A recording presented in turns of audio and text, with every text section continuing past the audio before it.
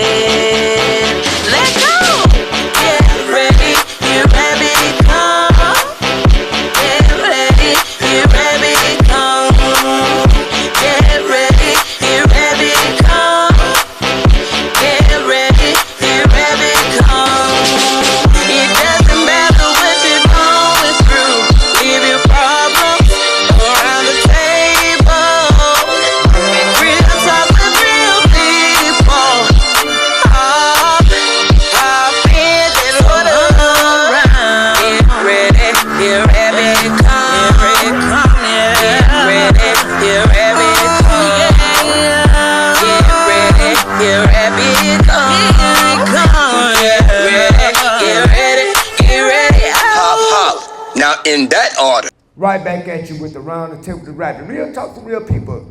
We just recently heard from Minister Darlene Jackson, and I'm pretty sure y'all heard her story.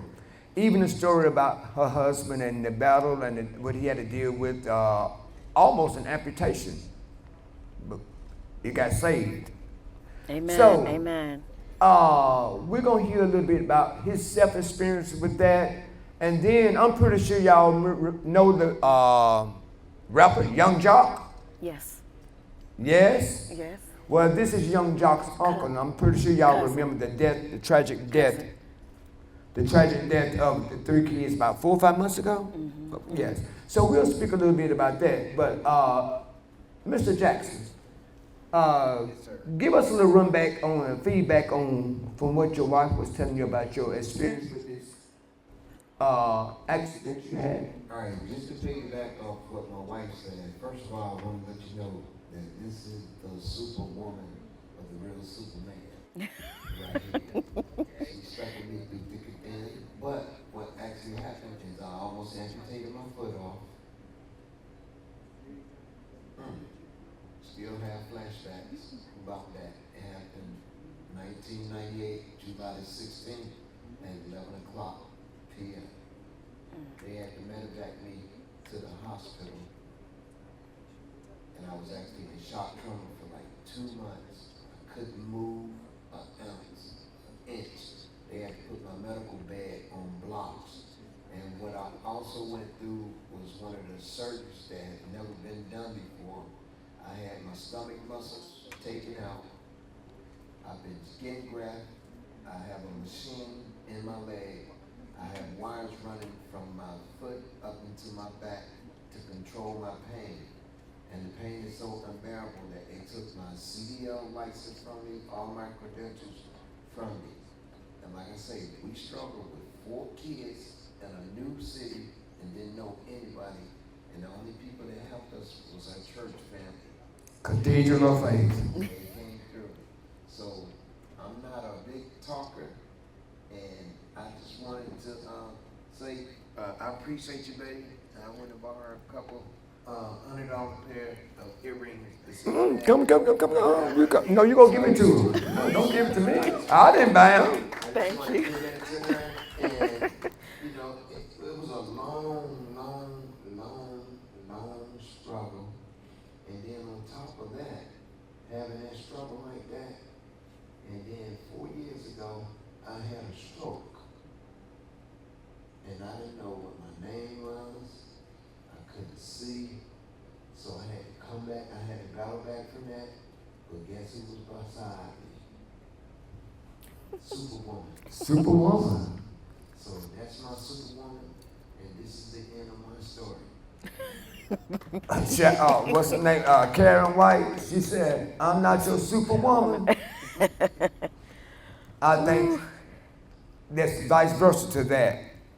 She did everything that needed to be done and more, and that she didn't want to do, you know. So yes, you are a superwoman, so you're well deserving of those earrings. Well, thank you. Yes. Thank you. So now experiencing that, Mr. Richard, where are you at now mentally with everything that you experienced, and you know, dealing with that and the pain? Are you still suffering with those pains, even though you got this machine? I see a doctor every month for my pain, what they call pain management, and I go there every month and receive, you know, certain types of medication to help me cope with getting through just the day.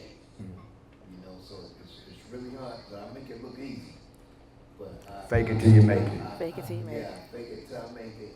And, you know, I used to walk with a cane, crutches, and I kept saying, you know, I got kids out here I got to take care of. And, you know, it's another thing, too, it messed with my manhood because I couldn't work and be the breadwinner like I wanted to be for my wife. And that makes a man, me, feel bad. Right. Because I was always raised that you take care of your woman. I take care of your family. Take care of my family no matter what. You do whatever it takes to take care of them. And I could not do anything.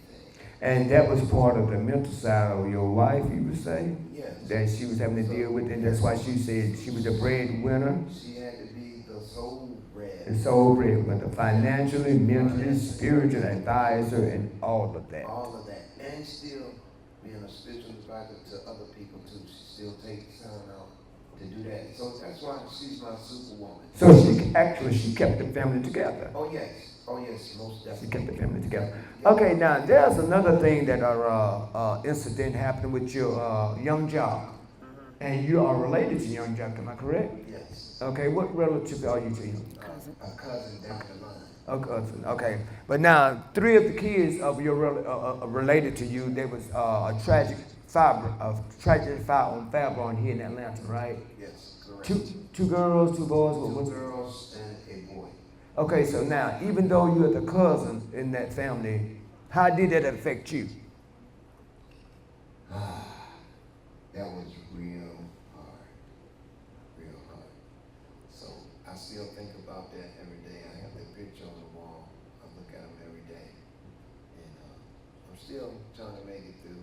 Trying to suppress it. Still, but you know, they say that God needs angels in heaven. In heaven. So that makes me keep it moving. And you know what? Speaking of God, need angels in heaven. He need kids in heaven. He does. He need kids in heaven. And some people ask, do puppies go to heaven? You know, we got kids in heaven. Kids love puppies. You know, right? But we don't know. We've never been there, but there's always been a question on the horizon. Do animals in heaven? Well, God made them. There are some might be there and some are not, like snakes and all that kind of stuff. But, and to iterate on that, we just had a 12-year-old kid get shot in my neighborhood. Same neighborhood, correct? No, different neighborhood. I witnessed, I saw this. Okay. And to know, and then I know the Bible tells us that a child's sin is upon his parents to that at the age of 12. At the age of 12. That means that if a parent don't raise their child up in the way that God had told them, and whatever they did against the will of God and against the obedience of their parents, or if the parents allow their child to tote guns, shoot guns, do whatever the things they do outside of the will, that means that is on that parent. Yes. Yes.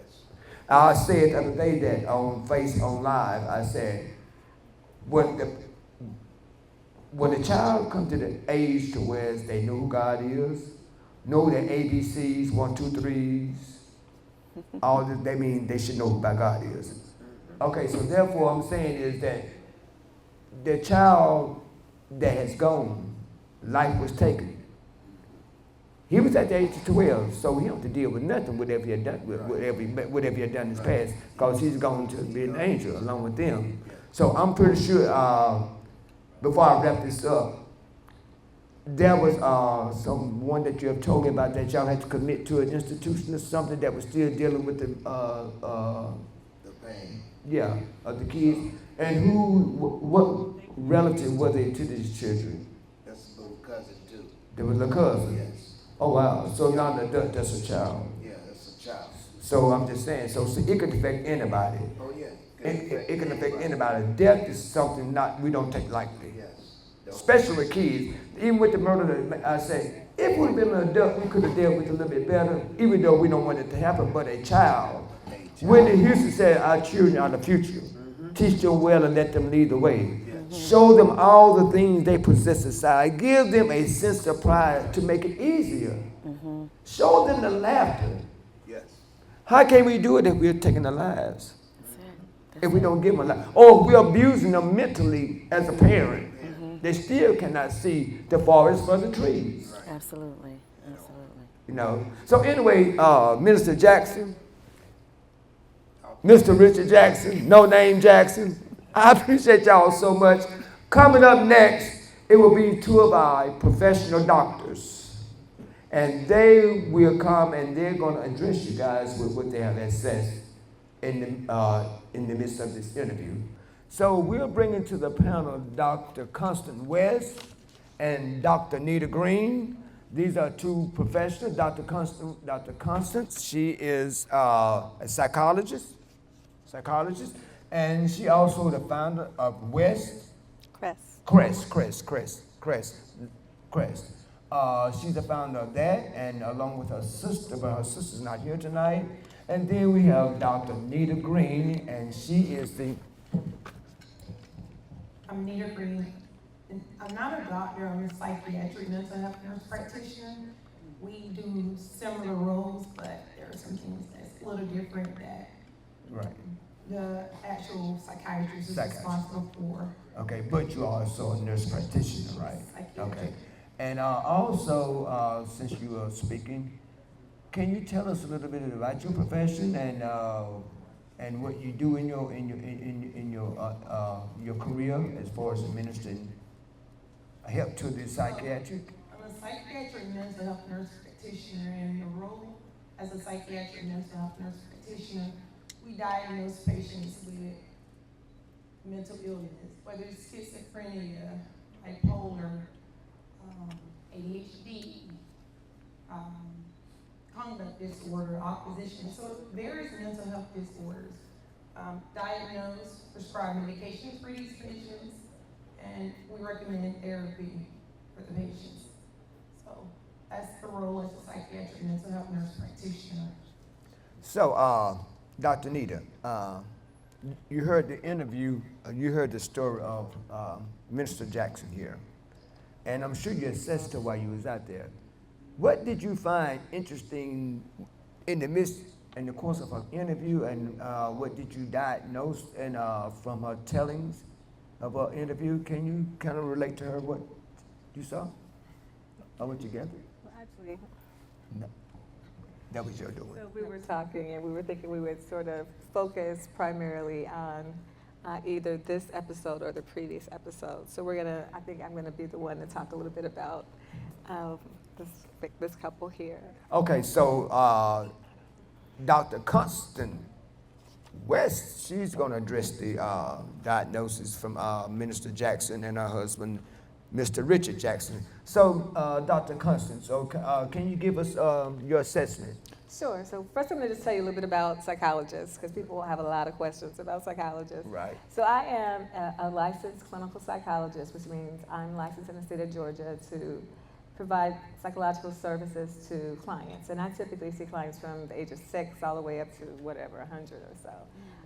Psychologists are different from, example, for a psychiatric nurse practitioner or a psychiatrist, in that we don't focus on necessarily the medical side of things, so we don't do anything in terms of prescribing medications or anything like that. So what we do is we do assessments. So usually that involves testing. So if you talk about your child being tested through the school, we do testing to determine whether or not individuals are gifted, whether they have a learning disability, whether they may have a cognitive disorder, whether they may be a little bit delayed, they may have developmental delays. So we do that type of testing, but we also do testing to determine whether adults have attention deficit disorder or any of these other conditions. Typically, psychologists spend a lot more time with the client than psychiatrists or psychiatric nurses. So when I first started doing this work, I spent 4 hours, or sometimes we do 12 hours. So we wanted to make sure we really had a good understanding, whereas typically psychiatrists don't give you that much time. If you're lucky, you get 45 minutes. Usually it's like 15, okay? Limited, huh? It's very limited. So what they're doing is very focused on the medical side typically, but they're also dealing with mental health issues. But psychologists are the ones, we spend a bunch of time with folks. And we hear the whole story with all the records, and we want to hear everybody's story, grandma's story. It's schools that, school recommendations. We want to look at all the school records. We are knee deep in records. So I feel like when there's a complicated issue, when it's difficult to diagnose what's going on, if there's a difference of opinion, between the school, maybe the psychiatrist or the psychiatric nurse or stuff like that, and you need an in-depth assessment, that's going to be a psychologist because we're going to spend some time. Right. Okay. All right. Do they lay on the couch? No, but you could.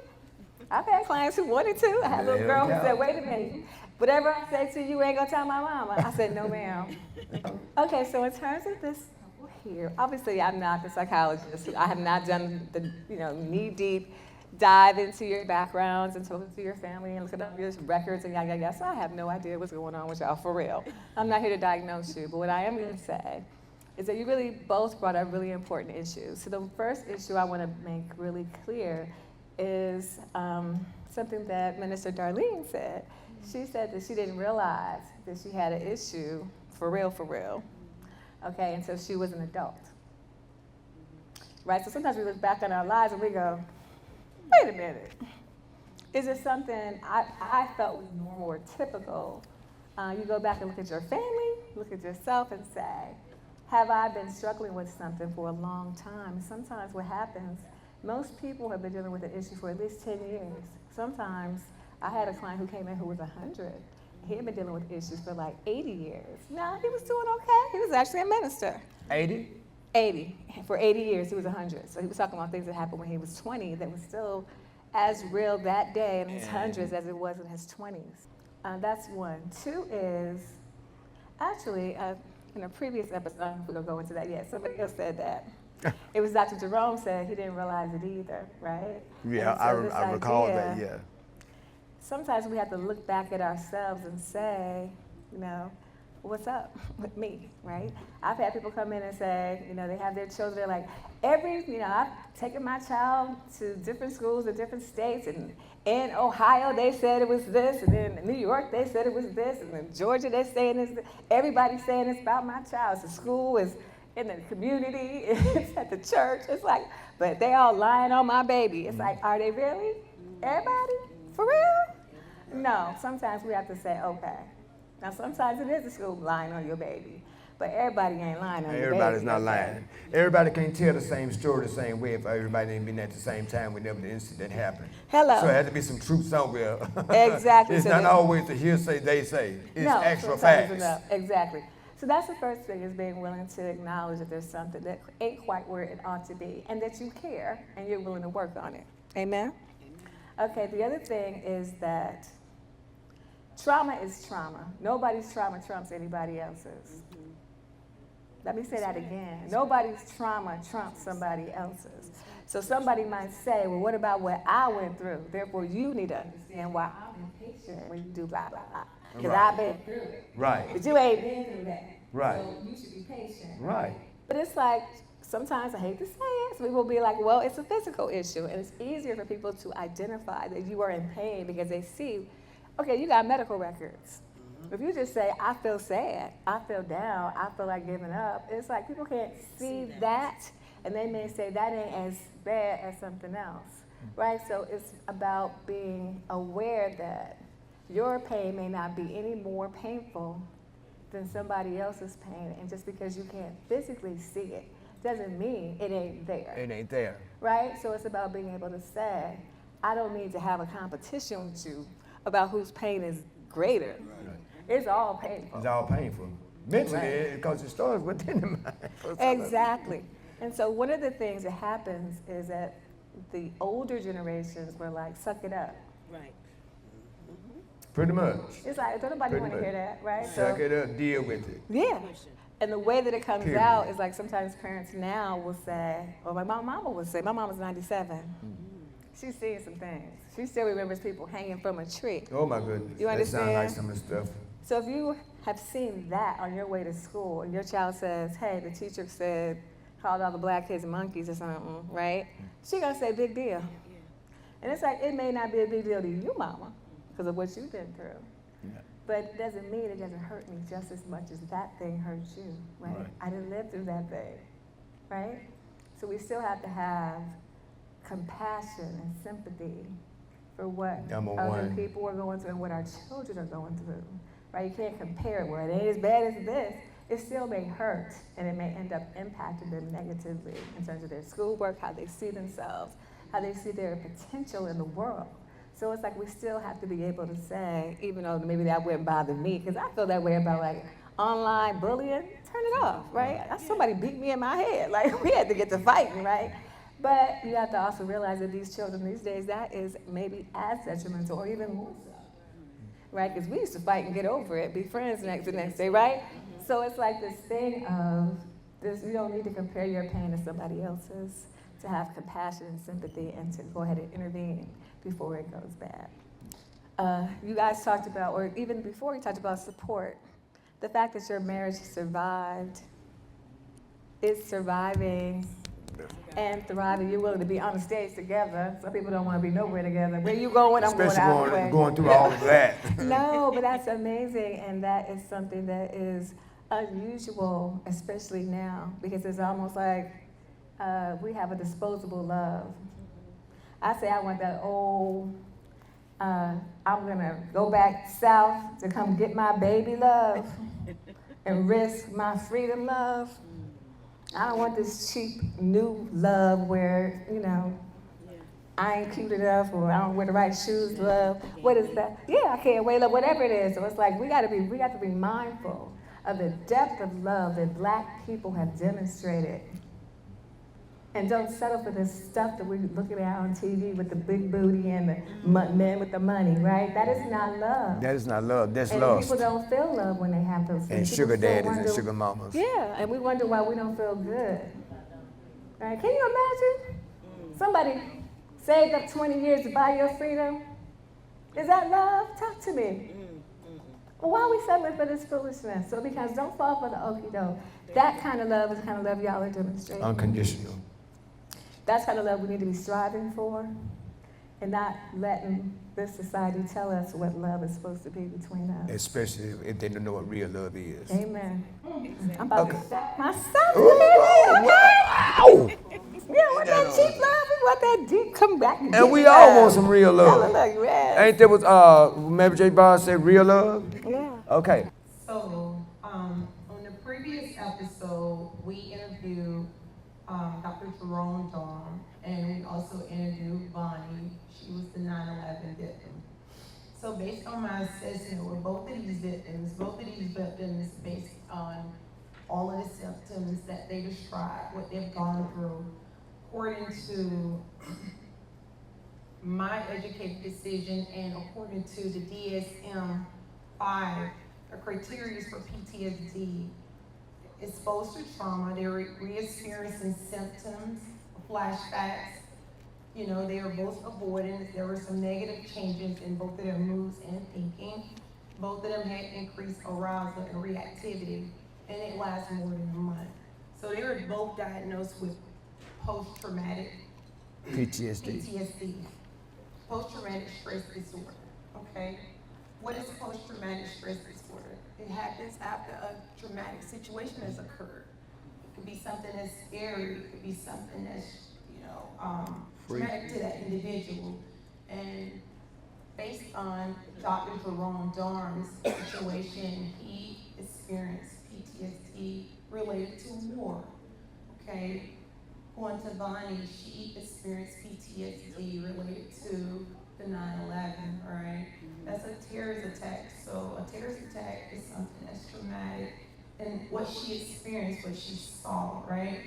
Same with Dr. Jerome. Both of them experienced a lot. So both of them, I'm diagnosing them with PTSD. And so with that being said, I'm gonna recommend therapy for both of these patients. Both of these patients will receive cognitive behavior therapy. That is talk therapy. It's very therapeutic, and I'm recommending them to therapy. I have a therapist that will be assessing them, and she will make the recommendations how long she want to see them, okay? The next thing I'm gonna do, both of these individuals will be diagnosed with PTSD, and I'm gonna order them an SSRI. And that's something that's gonna help boost their serotonin levels up. And serotonin, what does that do? A lot of people, what's serotonin? It's a neurotransmitter in your brain that regulates your mood, okay? It regulates how you move about each day. Act and respond or whatever.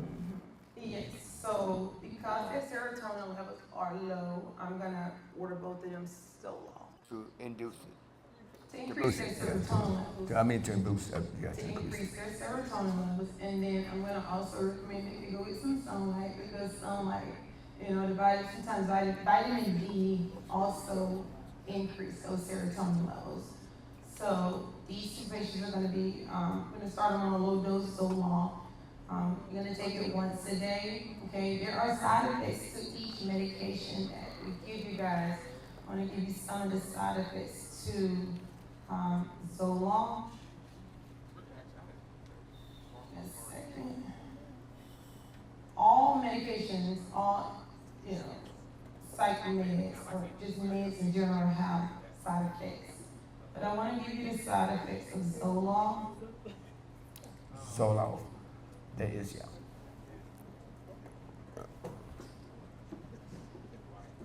Zoloft is a medication that I'm going to give them to help increase their serotonin levels, okay?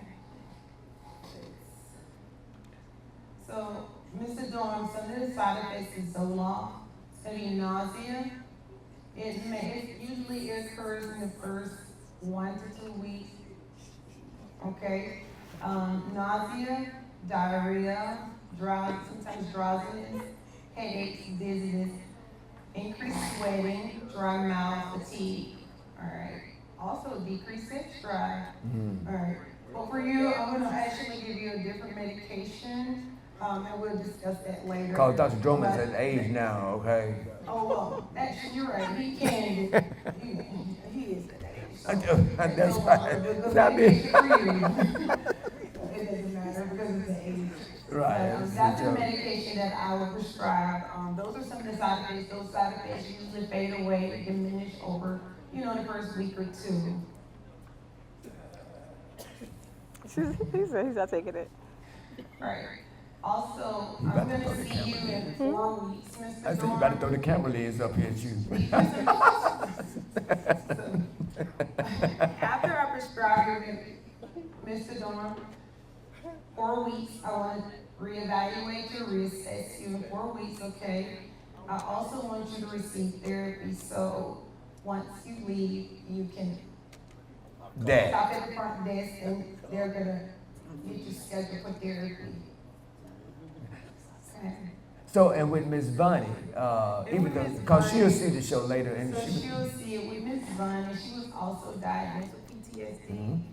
Pretty much the same thing that I did for Jerome, I'm gonna do for her. I'm gonna order both of them. Okay. So, Right. all right, no, Go ahead. Yeah. and you know, pretty much everything is identical with both Right. of them. Same related. So what related. you want to do, anytime I get a patient, I want to always make sure they know what their diagnosis is according to the DSM-5. Once they understand what their symptoms are, what their diagnosis is. GSM-5, can you explain that to That is some? like a psychiatric mental, it's a psychiatric, like a dictionary for All right, us, okay. to help us be able to identify what our patient's diagnoses are Okay. according to the symptoms. Okay.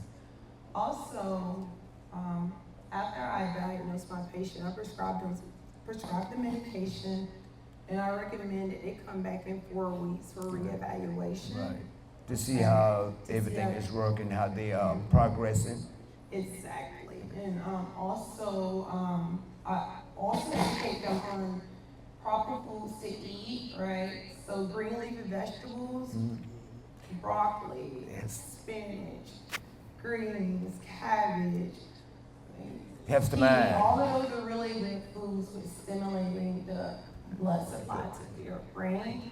And so it gives you the mental clarity that decreases the brain fog, okay? Also, I recommend, and those are some good foods, right? And also like oranges, high in vitamin C, blackberries, blueberries, those antioxidants are really good with stimulating the blood flow to the brain and giving that patient that mental clarity that they need. Mr. Dorham, do you understand it, or did you understand the foods? You probably don't like eating that stuff. Right, Mr. Dorham, also want to recommend that you exercise. You know, I want you to exercise, you know what that does. It allows blood to circulate to your brain. It gives you mental clarity also, okay?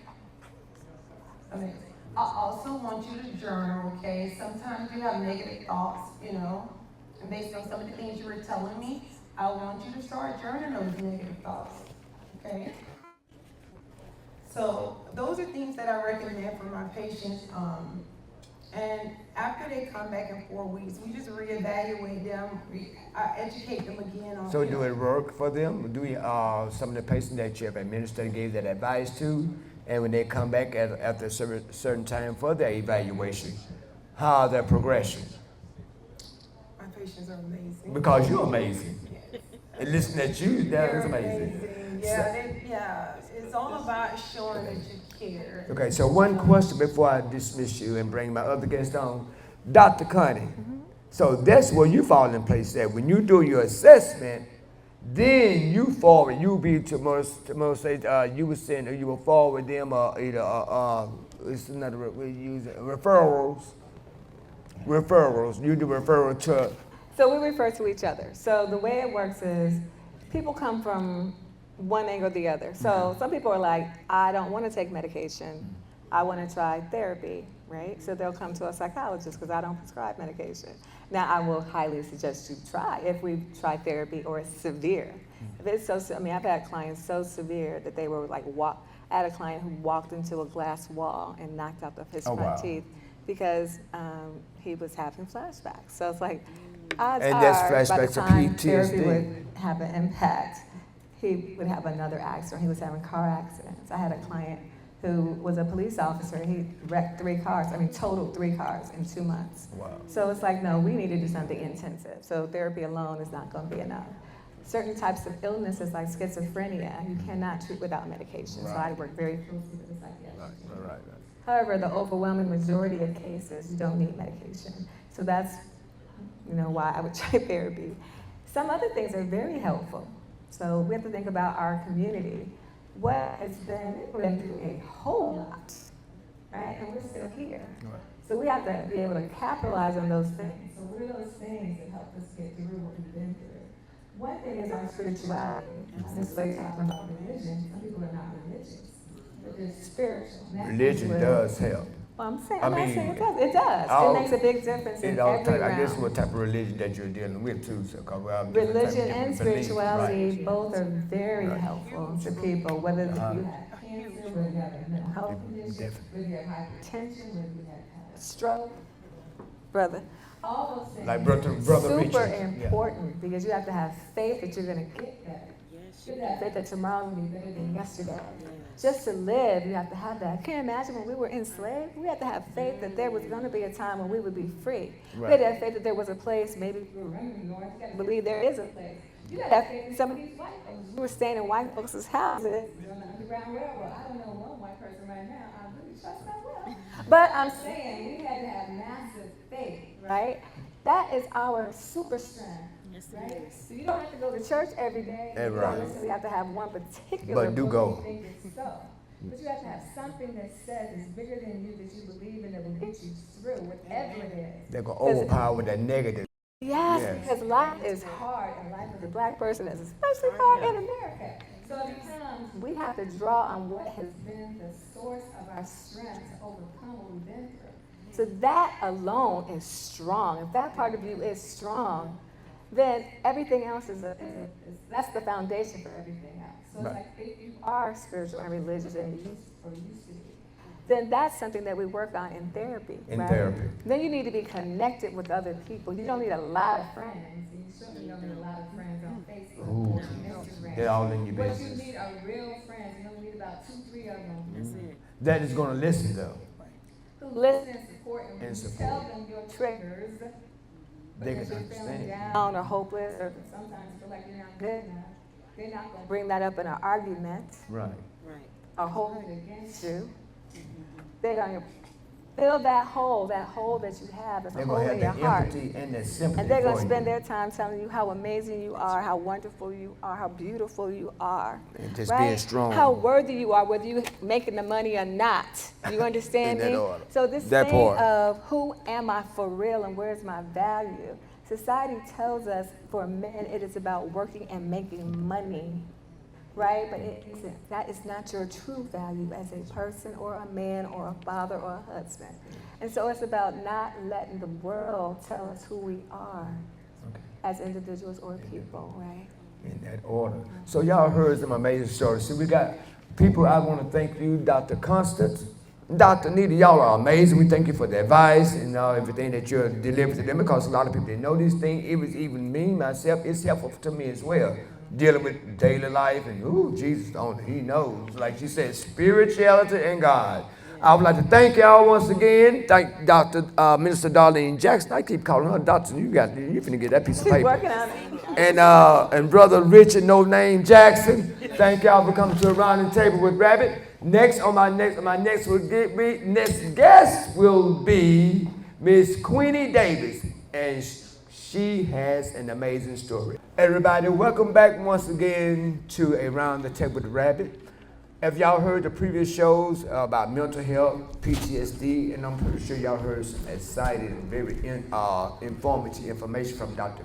Connie West and Dr. Nita Green. But now we have my other guest is Miss Qunetta Davis.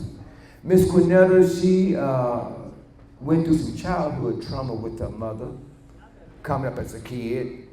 Because the situation with her mother was so incomprehensive. Yes.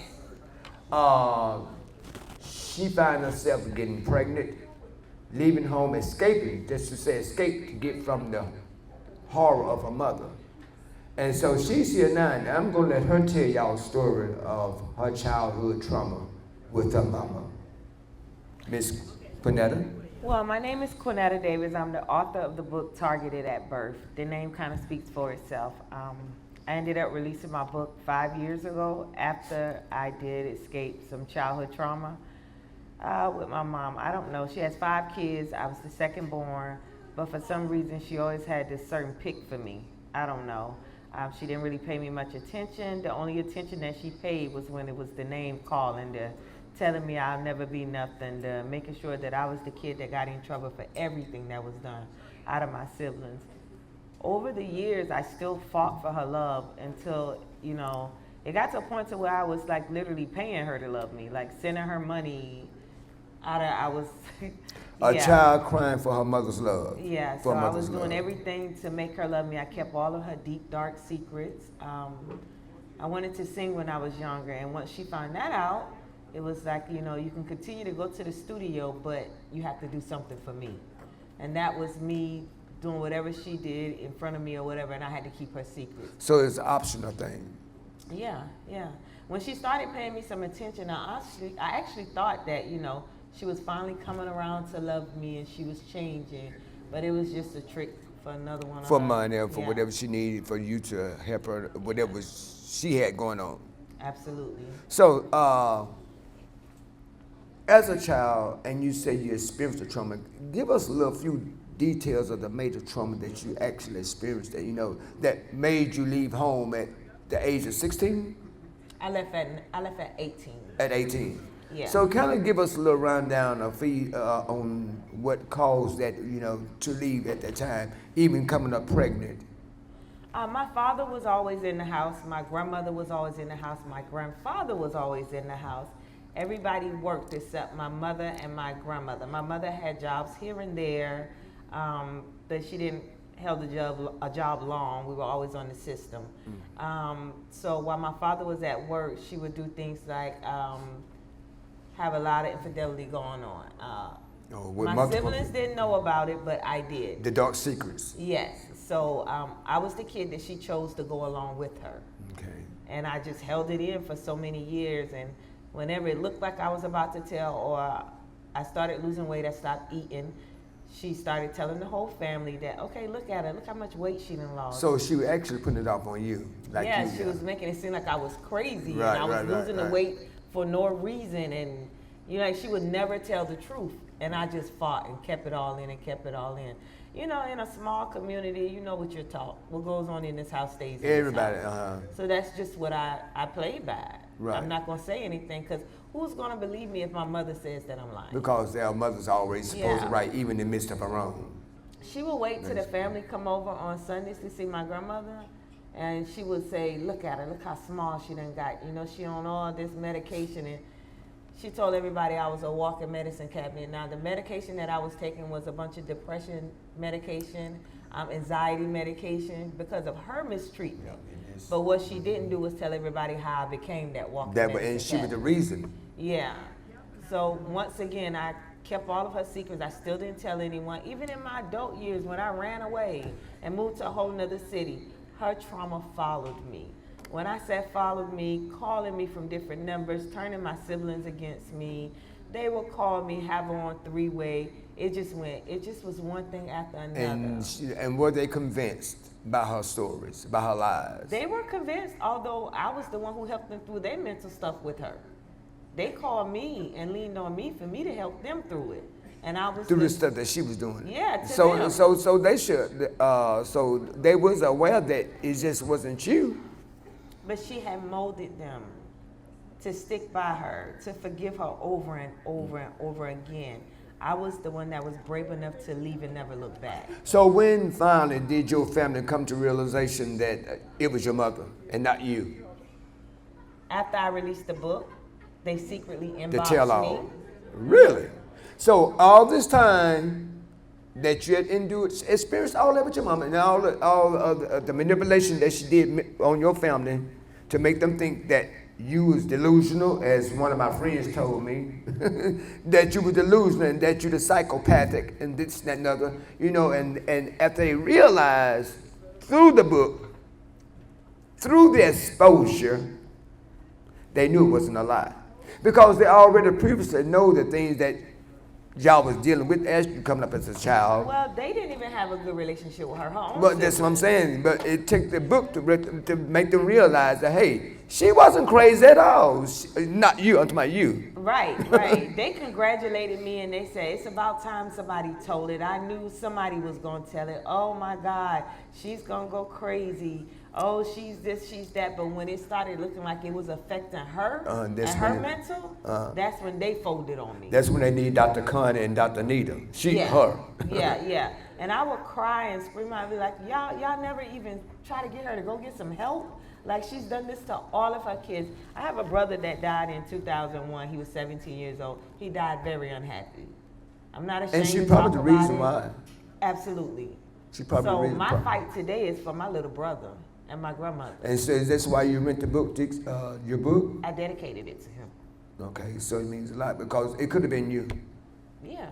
It could have been you. I attempted suicide twice. After I got my stomach pumped the first time, I did it again a couple of years later. So you ingested some medication? Yes, I did. You mind telling what kind? I don't even remember what kind. You were just trying to get rid of the misery. I was trying to end it all. End it all. Get rid of the misery. I wanted to end it in that moment. It was like one thing after another, one thing after another. Then in 2006, I was 24 years old. I gave birth to my last son. I have 3 sons. I gave birth to my son, and the doctors told me that I wouldn't make it to see another year. But my question and my answer to what you're saying, as we go back to the previous interview about Miss Viney, you heard her story. In the midst of people lost their lives, people even taking their own lives, not intentionally because they were trying to save their lives. And like I said, it could have been anybody else in that building, but she was able to come here to tell a story.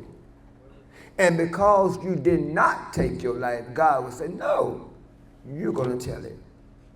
Yeah. You have a story to tell. Your pain that you have endured and dealt with, because I'm sure you're not known. You might think about it, but you're not dealing with the pain because you released it when you released that book. Yeah, I'm much stronger than I was. You're much stronger. So that was the purpose, because even I had childhood trauma.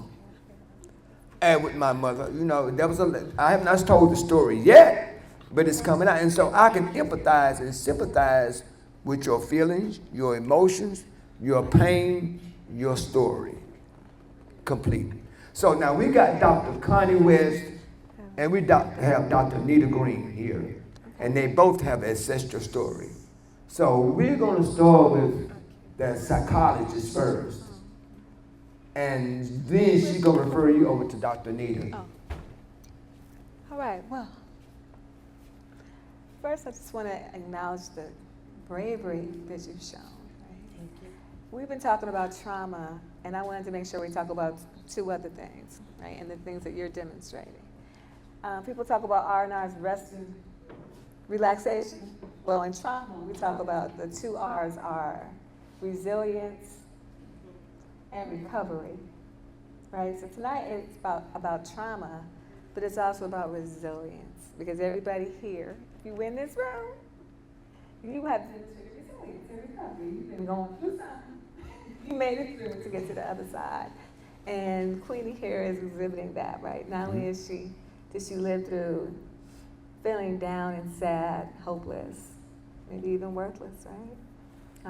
And that life wasn't worth living, not just once, but twice you tried to kill yourself, right? And you're brave enough to come here and tell your story in front of other people, and God knows how many people when we have this broadcast all over the place. So I just want to acknowledge your strength, your resilience, your bravery, your courage, right? All of those things, and having gone through what you've gone through, you can straight up for real say, I stand on all these things. I am proof that these things happen, and there's something on the other side, and there's a way to make something beautiful happen. And in the lives of somebody else as well. Yeah, and the lives of other people. And through the lives of other people, you can make something beautiful happen. Because what happened with your story, it became a beautiful butterfly. It did. I would never have those thoughts again. I hope I don't. Well, you know, I'm still on my healing journey. Right, we all, yeah. I'm still proving to my kids that I am strong enough. And when you look in the mirror at yourself, who do you see, what do you see, and what have you seen from the past?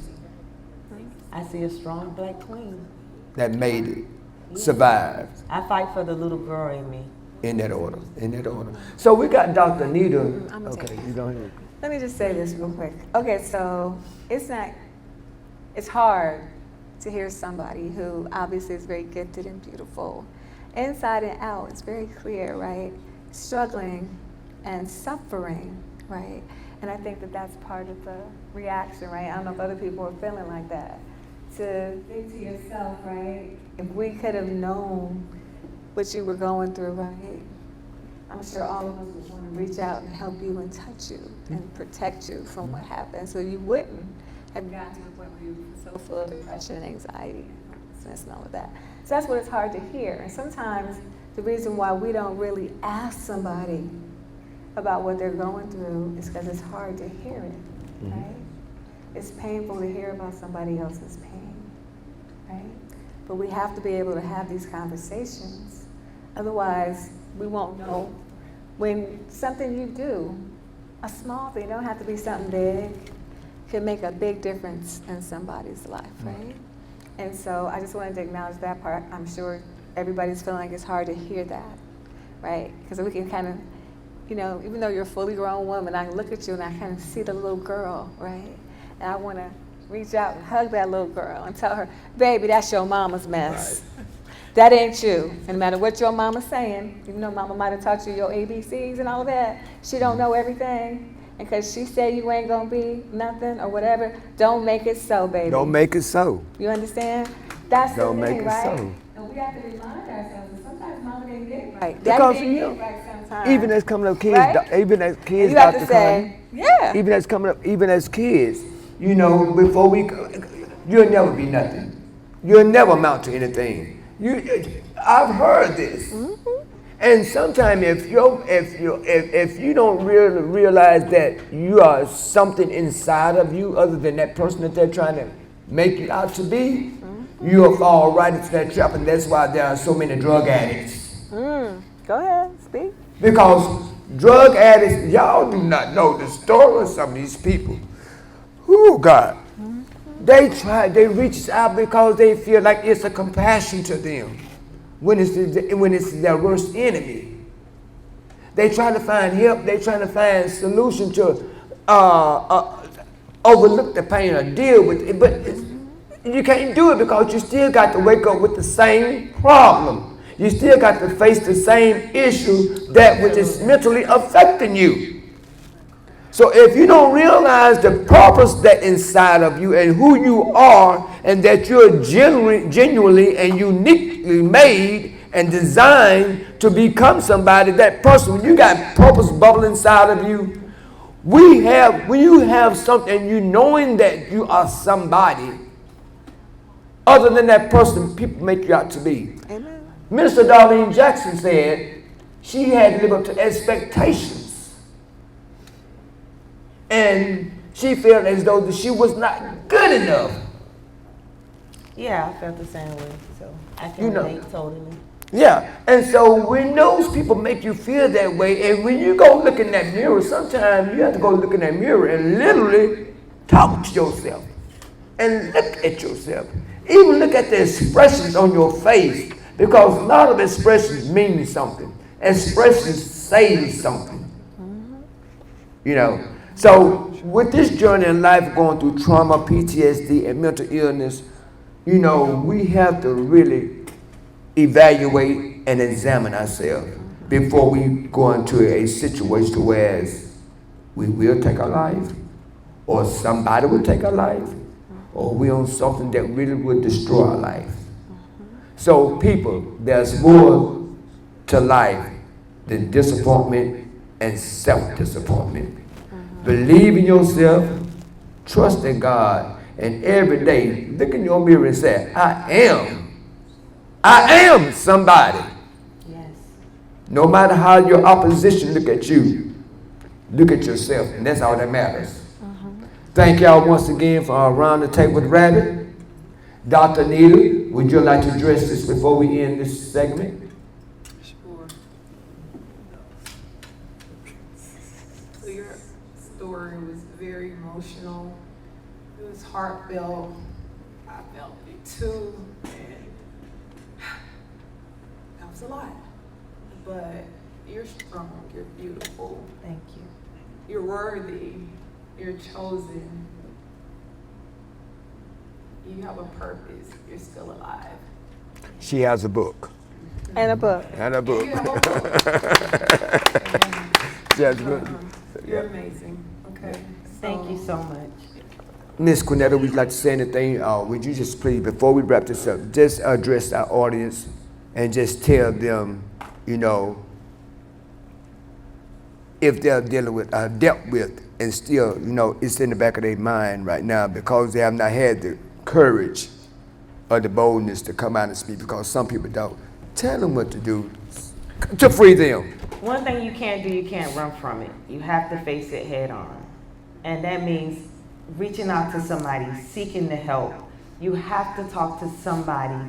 All that does, if you don't talk to somebody, is put you in these four corners, in this black room, where there is no way out other than you thinking about death. Right. That was my story. One of the times when I tried it, I just could hear my father's voice, and I have an amazing father. He had his little issues he dealt with when I was younger, but as far as being a provider and being there for us, he was that. He's always taught me to hold my head up high. And I guess that was another reason I fought through it. And there was a very good reason to fight through it. Everybody, once again, thank y'all for my amazing guest, Miss Qunetta Davis. Tell them how to get your book, Miss Davis. My book is on Amazon, and the title of it is Targeted at Birth. My name is Qunetta Davis, so you can either type in my name or the title of the book. Again, Dr. Nita Green, Dr. Constance West. Thank y'all, and just afterwards this show's over, Dr. Constance West has some information that she would like to provide to all of you guys. Y'all have a blessed one. Wait. And you wanted to tell them about yours? Oh, and one other thing before I go, we have the 9/11, the Bonnie Barker 9/11 project that we're working on, and this particular project is to help heal the 9/11 victims by giving them a yearly gala. Instead of reflecting on 9/11 every year of 9/11, instead of taking them back to that place of that incident mentally, we want to give them something to look forward to help them, you know, and say, hey, what are you going to wear to the event next year? Oh, what are you going, you know, who's going to be at the event? Because we're planning on having guests, celebrity guests, gospel singers, all that. This is going to help these people. They'll never get over it. They'll never get over it, but we can help them cope in that order. So thank y'all once again, and look out for the Yvonne and Barker 911 project coming soon. Yeah, where you at? Rabbit.